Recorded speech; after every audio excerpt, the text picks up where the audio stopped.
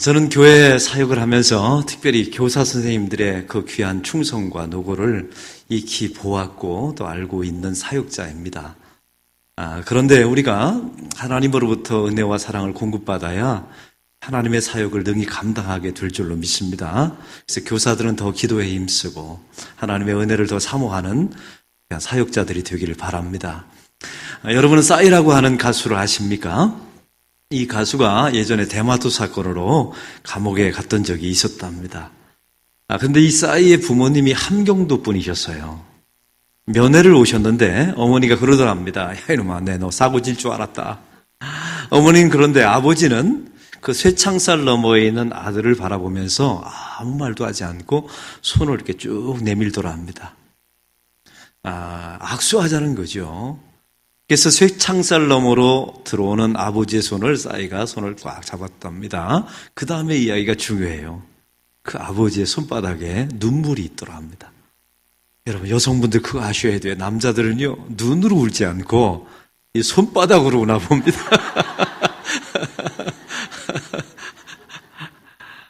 싸이가 이때 이런 결정을 했답니다. 다시는 이 남자를 부끄럽게 하지 말아야지. 이런 결정을 해서 오늘의 싸이가 되었답니다. 그리고 다시는 이 남자를 위해서 자랑스러운 아들이 돼야지. 그 남자가 누구예요? 아버지였던 겁니다. 한 사람이 좋은 사람이 되는데 혼자 힘으로 되는 것은 아니었던 것 같습니다. 뒤에 좋은 아버지들이 있을 때 만들어지는 것이죠. 여러분, 하일성 씨라고 하는 야구 해설가를 아십니까?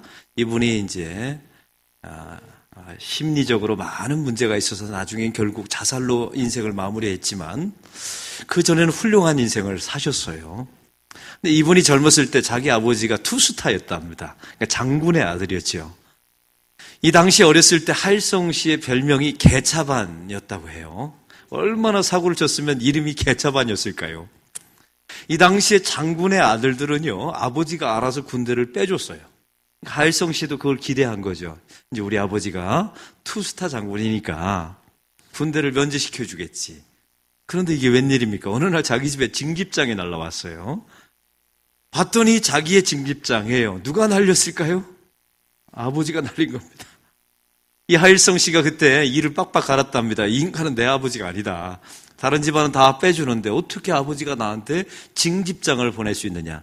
그런데 놀라지 마십시오. 그 군대가 어디였냐면 베트남 전쟁이었던 겁니다. 남의 집안 일이라고 놀라지도 않아요. 여러분 자식을 베트남 전쟁에 보낼 수 있겠어요? 이런 일이 벌어진 거예요. 서울역에서 이제 이등병 머리 빡빡 갖고 부산으로 이제 열차를 타고 가려고 기차를 탔습니다. 그런데 자기 아버지가 사열단으로 기차에 오르더라 합니다. 그러면 그렇지. 겁주고 빼줄겠지. 이렇게 생각했는데 아버지가 그냥 쑥 지나가는 거예요. 그리고 맨 마지막 칸에서 자기를 부르더라 합니다. 갔습니다. 그랬더니 아버지가 자기한테 노란 봉투 하나를 건네주면서 이 봉투 안에는 $200가 들어있다. 큰 돈입니다. 그 당시에. 아들아, 혹시 전쟁터에서 베트콩에게 사로잡히거들랑 이 봉투를 주고 반드시 살아 돌아오면 된다. 내가 너를 기다리마. 봉투를 주고 아버지가 돌아섰는데 어깨가 들썩들썩 하는 겁니다. 뭐 하고 있을까요? 울고 있는 겁니다. 이때 하일성 씨가 결심했답니다. 다시는 이 남자의 눈에 눈물 나게 하지 말아야지. 다시는 이 남자를 부끄럽게 하지 말아야지. 사람의 인생이 혼자 힘으로 잘 되는 건 아닙니다. 뒤에 좋은 아버지들이 있을 때 만들어져 가는 것, 되어지는 것이 성도의 인생인 줄로 믿습니다. 오늘 성경에 탕자 아버지의 이야기가 나옵니다. 그 아버지는 하나님이시고 탕자는 저와 여러분이죠. 여러분 잘 알다시피 둘째 아들이 아버지에게 찾아와서 자기 분깃을 요구합니다. 이 말은 이 당시에 중동으로 치면 이런 말이랍니다. 아버지 빨리 죽었으면 좋겠습니다. 이런 불효자식인 거예요. 이제 여러분에게 묻습니다. 이런 자식이 두 번째 아들이 찾아와서 내 재산에 아버지의 재산의 분깃을 달라고 하면 줄래요? 안 줄래요? 여러분의 얼굴을 보니까 줄 게 없다. 이렇게 써 있는데 요즘 그런 유머가 있더라고요. 자식이 자기 재산의 분깃을 달라고 할 때 안 주면 맞아 죽고요. 다 주면 굶어 죽고 절반만 주면 더 달라고 목 졸라 죽는답니다.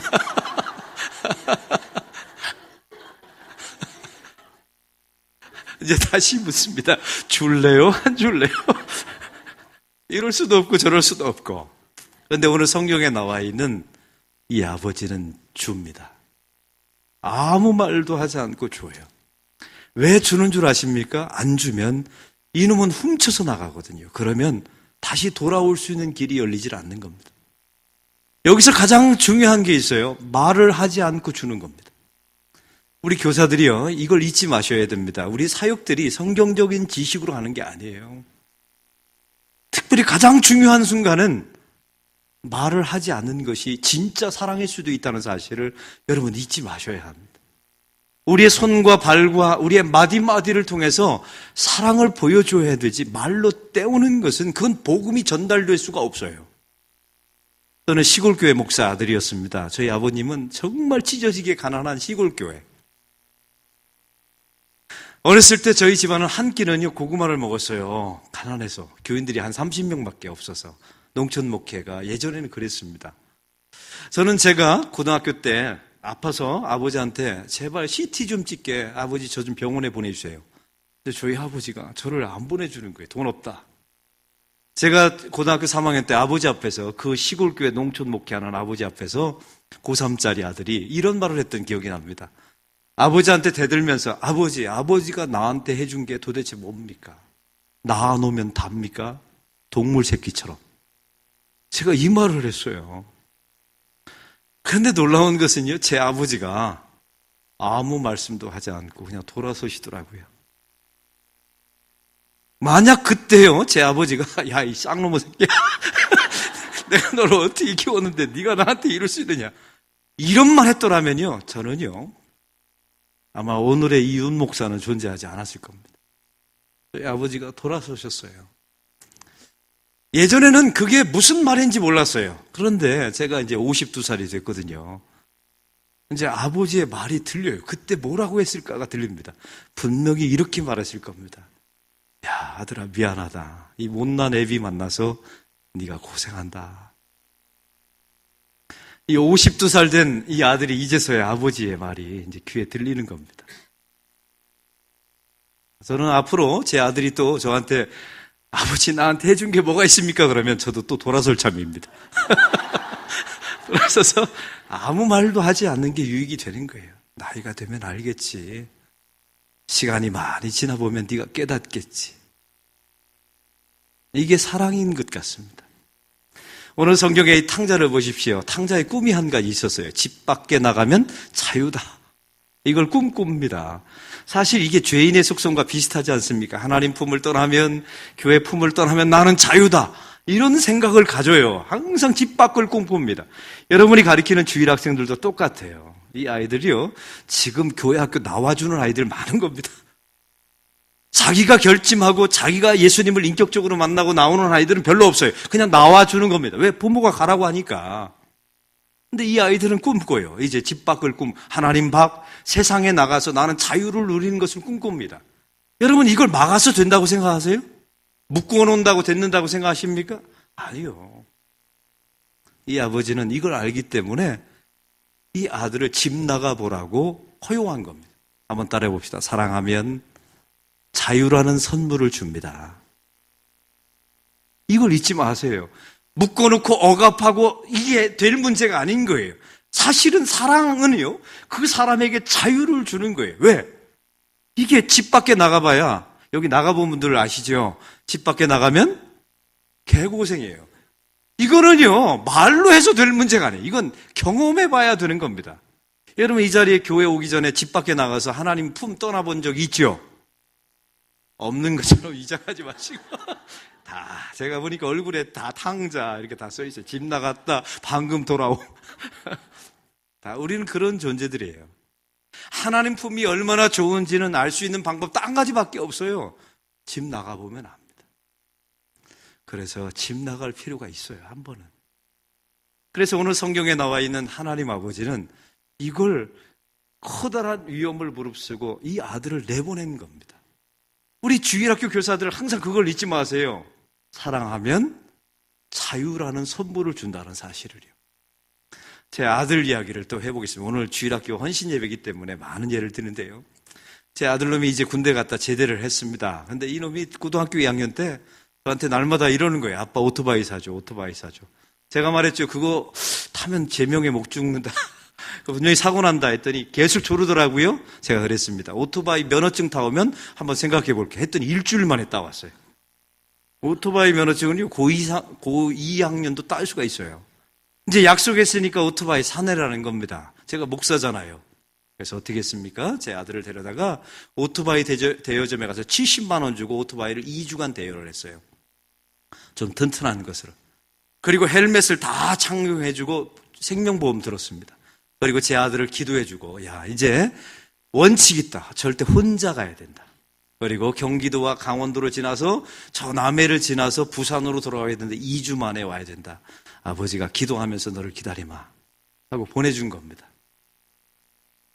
제가 그 2주 동안은요, 제 인생의 가장 긴 시간이었어요. 제 아내가 그러더라고요. 애 사고 나면 당신하고 나하고 끝날 줄 알아요. 그런데 2주 만에 아이가 돌아오는데 일주일이 딱 지났을 때 저한테 카톡이 왔어요. 아빠 지금 병원이에요. 빗길에 쫙 쓸려가지고 자기 무릎이 절단났다는 거예요. 치료받는 장면을 이렇게 보냈더라고요. 제가 그 시간이 얼마나 힘든 시간이었는지 몰라요. 2주 만에 돌아왔습니다. 새카매져가지고 돌아왔는데 돌아와서 첫 번째 했던 말이 뭔 줄 아십니까? 아빠 다시는 오토바이 안 탈래요. 이게 이렇게 위험한 건지 몰랐어요. 그러면 되는 것 아닙니까? 한번 따라해 봅시다. 애들은, 우리 교사들 크게 따라해 보세요. 애들은 쉽게 죽지 않는다.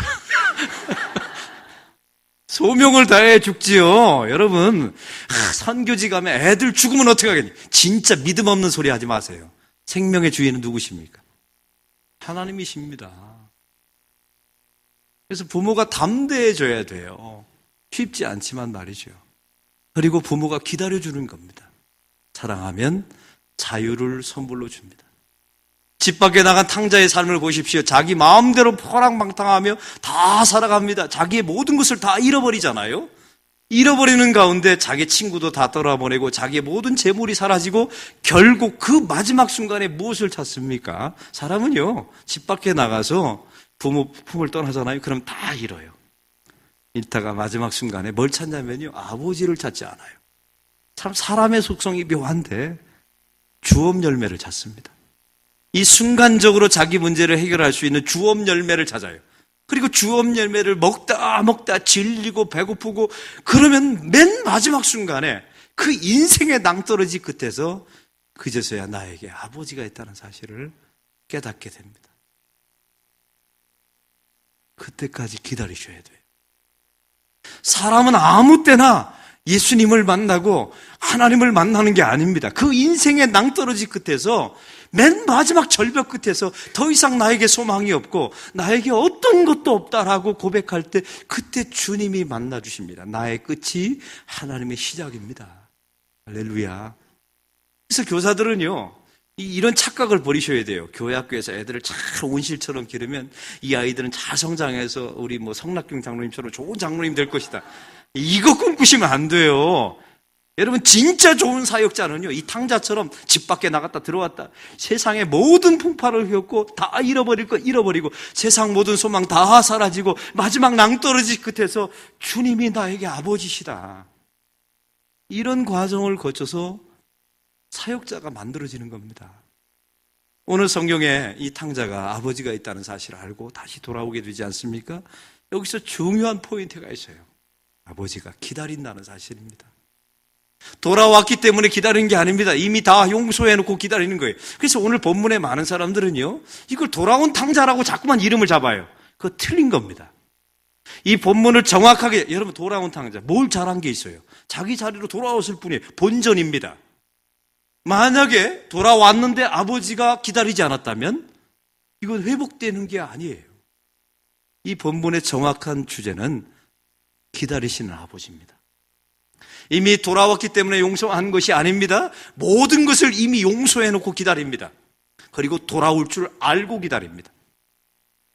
우리 사랑하는 교사들이요, 교사의 역할은 이런 거예요. 그러니 애간장이 얼마나 탑니까? 언제 돌아오나? 그리고 교사가 중요한 게 있어요. 자기 자리를 지켜내셔야 돼요. 왜냐하면 아이들이 마지막에 왔을 때 교사가 그 자리에 없으면 그 중요한 타이밍을 잃어버리는 겁니다. 나는 많은 걸 가르쳐야지, 잘 가르쳐야지, 실력이, 이건 중요한 게 아니에요. 아이들이 세상에 나갔을 때, 아니면 방황할 때, 항상 여러분이 있어야 되는 그 자리를 끊임없이 지켜내는 것. 그러면 반드시 돌아오게 될 줄로 믿습니다. 그런 믿음을 가지셔야 합니다. 오늘 탕자가 아버지에게 찾아왔습니다. 아버지가 이 탕자를 위해서 잔치를 베풀어 주죠. 가락지를 끼워주고. 이 모든 과정을 통해서 우리가 알아야 되는 게 있습니다. 사랑하는 성도 여러분, 특별히 성경학교를 하면서 재미있는 프로그램과 또 여러 가지 행사를 많이 준비합니다. 그런데 성경학교는 본래 그러라고 준 게 아니에요. 진짜 복음을 전해야 합니다. 한국교회 안에 보면 이 은혜가 은혜다워지지 못하는 경우가 참 많습니다. 그 이유가 뭔 줄 아십니까?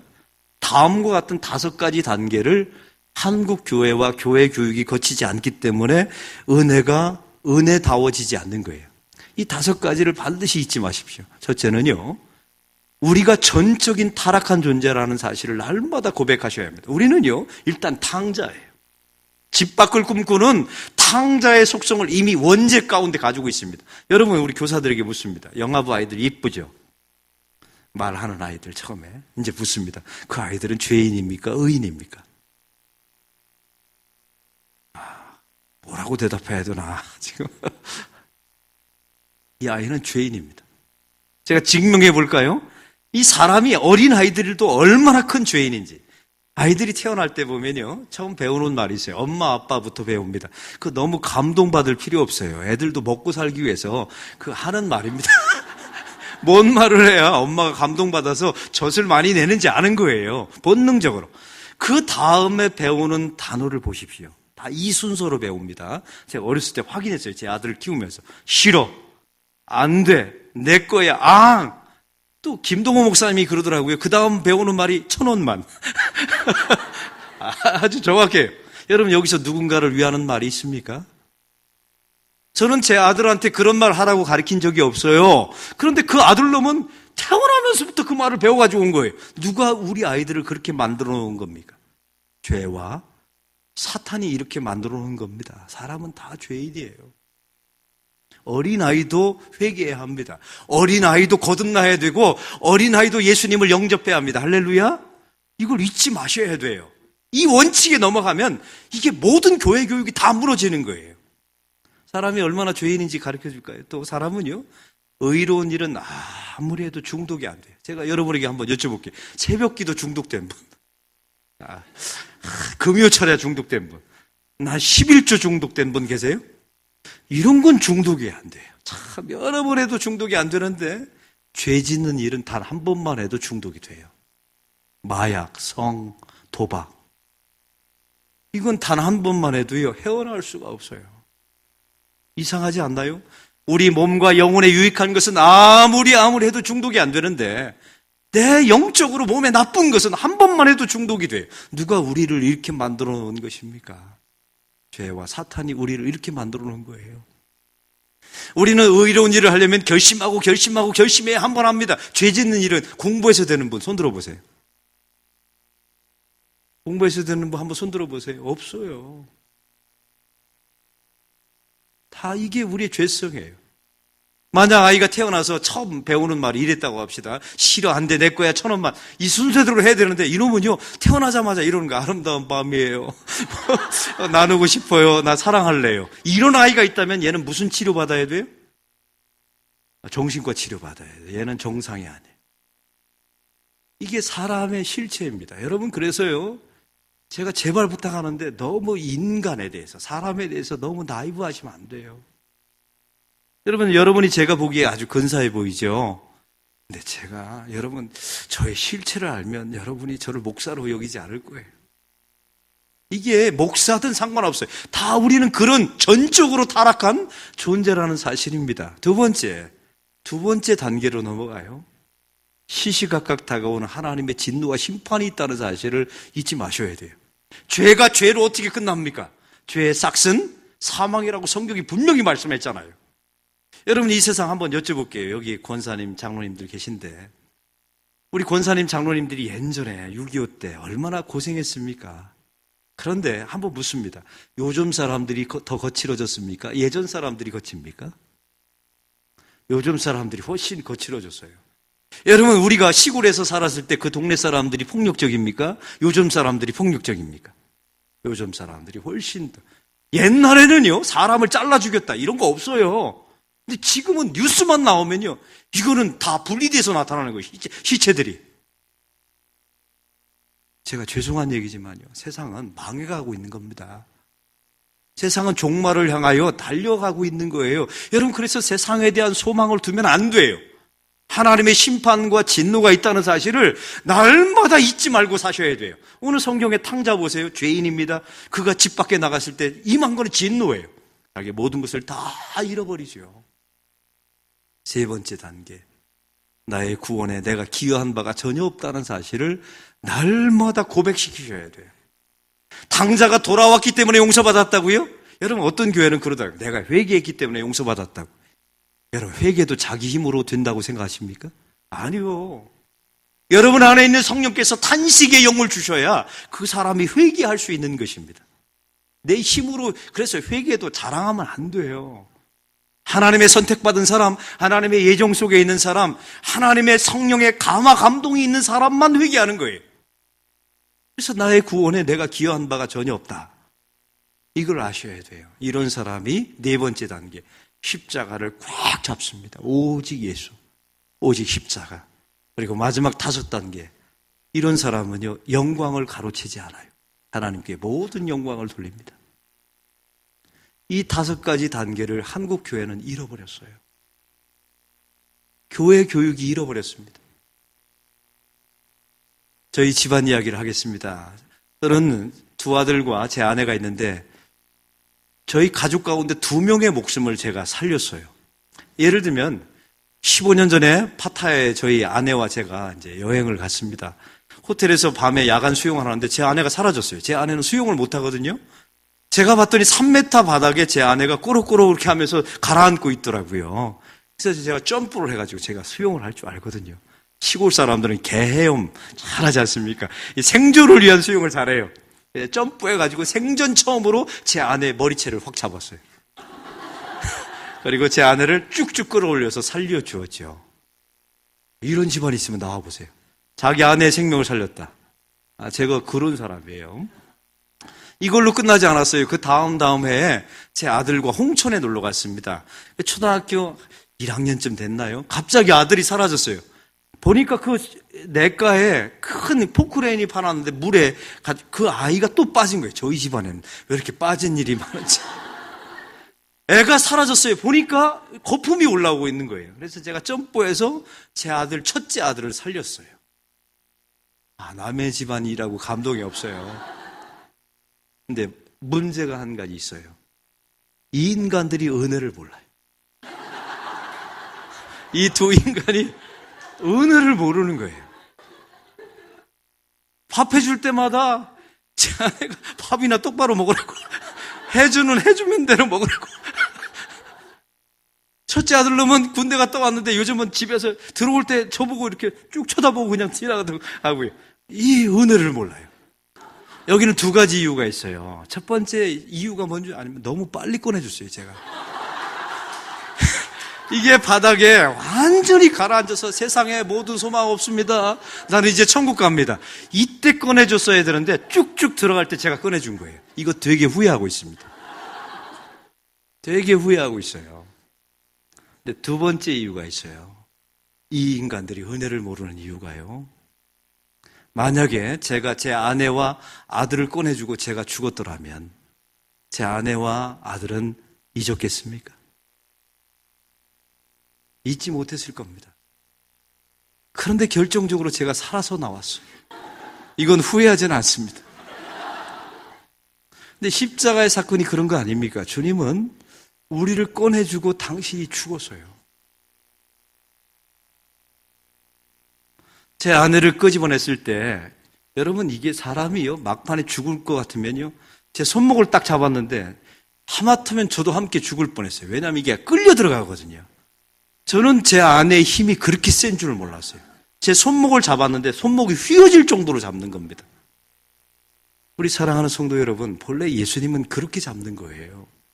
스페어로, 액세서리로 예수님 주면 좋고요, 안 주면 이런 게 아닙니다. 여러분은 앞에 단계가 없기 때문에 그래요. 나의 전적인 타락, 시시각각 다가온 하나님의 진노와 심판이 있었다는 걸, 여러분 그거 내 구원에 내가 기여한 바가 전혀 없다. 하나님이 구원해 주지 않으면 나는 끝이다. 이런 사람만이 십자가를 휘어지도록 잡습니다.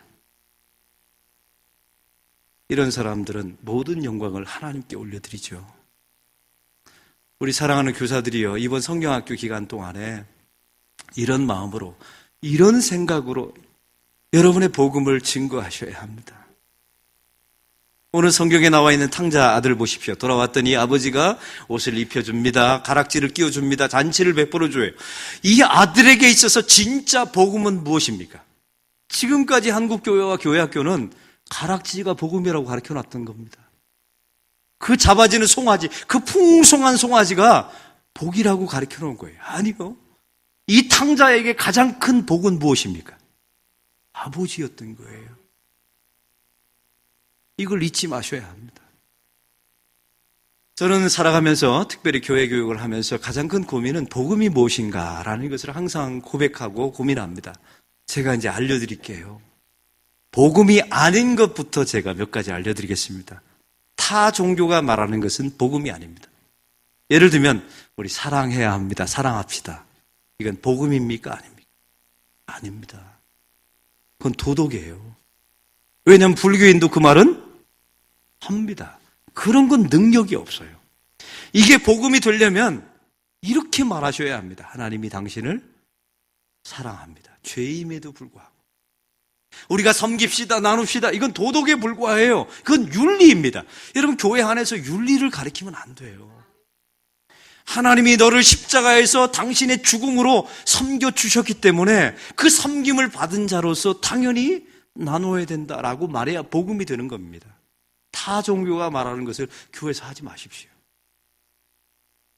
세상의 모든 종교는 다 자력 종교예요. 자기의 노력과 자기의 의지를 통해서 신의 경지까지 갈 수 있다고 말하죠. 해탈할 수 있다고 말합니다. 어디 기독교가 그렇게 말하고 있습니까? 기독교는요, 전적으로 타력 종교예요.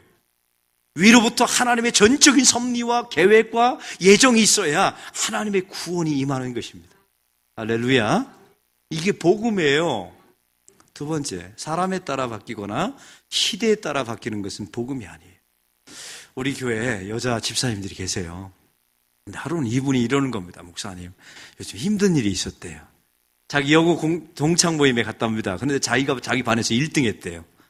그런데 자기는 문제가 뭐냐면 예수도 잘 믿어요. 그런데 결정적으로 남편을 잘못 만났어요. 그래서 그냥 평범한 사람으로 사네요.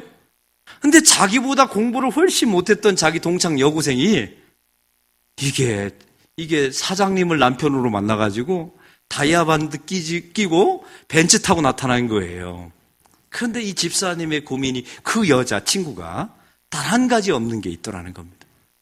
예수를 안 믿어요. 그런데 그 다음 말이 가슴 아팠어요. 목사님, 제가 그 친구들로 예수 믿으라고 말해야 되는데 제 입에서 그 말이 안 나왔습니다. 왜 안 나왔을까요? 그 사람은요, 그 성도는 복음에 대한 이해가 잘못됐기 때문에 그래요. 가난한 사람이든 부유한 사람이든 필요한 것은 예수 그리스도의 복음인 줄로 믿습니다. 당신은 구원받아야 합니다. 죄인입니다. 거듭나야 됩니다. 회개해야 합니다. 부자에게나 가난한 자에게나 병든 자에게나 여러분 건강한 사람에게나 다 말할 수 있는 것, 그것만이 복음이에요. 또 한 가지요. 진짜 복음은요, 죽을 때 말할 수 있는 것만이 복음이에요. 저희 교회가 이제 규모가 있다 보니까 임종 예배를 제가 많이 드립니다. 그러면 찾아가서 권사님들이 숨을 막 몰아쉬고 있어요. 그러면 제가 이렇게 말해요. 항상 똑같습니다.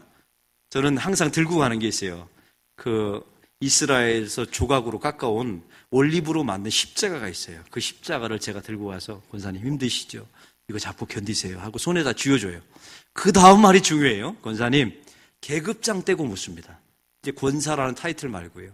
권사님, 정말로 예수님을 나의 구주, 나의 하나님으로 영접하셨습니까? 이것만 물어요. 여러분, 권사님에게, 돌아가시는 분에게 자식은 몇 명 낳았나? 이거 물어볼 수 있을까요? 의미 없어요. 왜요? 대신 죽어줄 수 있는 사람은 없거든요. 자식이 아무리 많아도 이 순간만은 내 죽음을 대신할 사람이 없어요.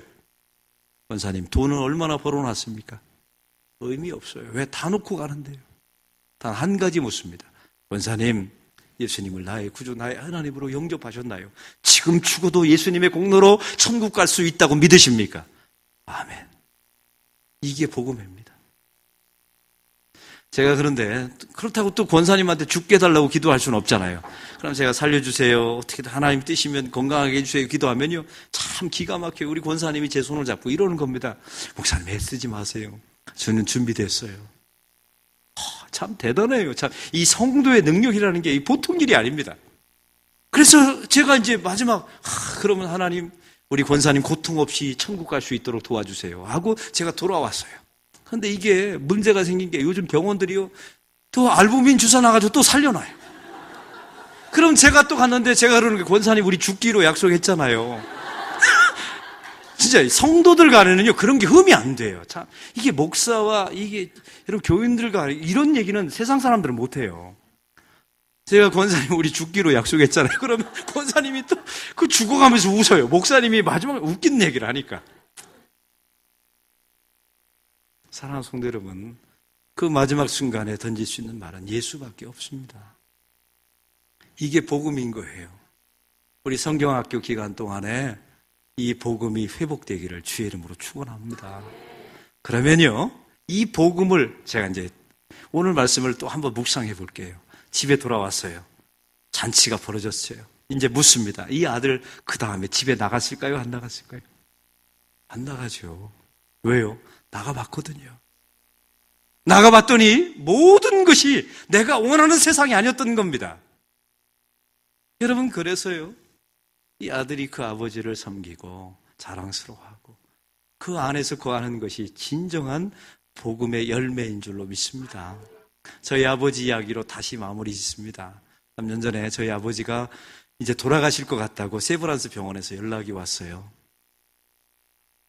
그래서 제가 찾아갔지요. 아버지가 폐혈병으로 이제 마지막으로 임종을 준비하라고 해서 올라갔습니다. 올라갔는데 이제 의식이 벌써 없으신 거예요. 근데 아버지가 의식이 없으니까 이제 무의식 속에 있는 이야기를 하는 것 아닙니까?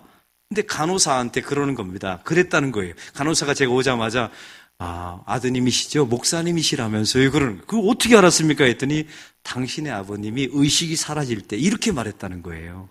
우리 아들이 목사예요. 우리 아들이, 내가 시골 교회에서 고생했는데 우리 아들이 목사가 된다고 그랬어요.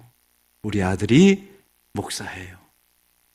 우리 아들이 부산에서 목회 잘하고 있어요. 목사예요. 이 말을 끊임없이 하더랍니다.